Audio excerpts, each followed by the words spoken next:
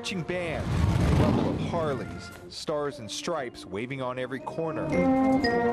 But the biggest pomp and circumstance of Antioch's Veterans Day Parade came from the skies above. Touching down at the far end of 2nd Street was a bit of Vietnam War history. Well, this is a 1965 UH-1H Huey Slick helicopter. It was primarily used in Vietnam as a troop carrier. Wayne Terry was 20 years old when he flew in a similar Huey helicopter in Vietnam.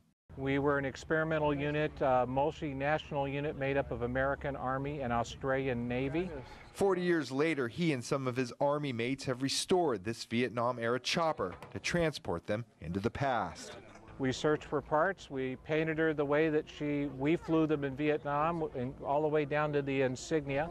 The Hayward-based group wanted to honor the legacy of Vietnam chopper crews who risked their lives carrying supplies, soldiers, and the wounded.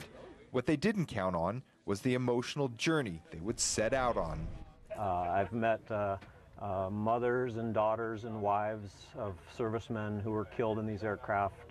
Tears come to eye. It's very heart-wrenching when you meet these people. Thank you for coming. Wayne himself remembers his first ride in the restored chopper.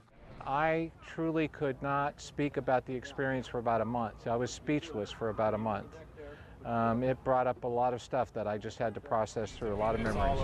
This Huey has its own memories. It was shot down twice in combat and later found work in the Sacramento Sheriff's Department. Now this group of former members of the 135th Assault Helicopter Company fly her to public events as a living history lesson.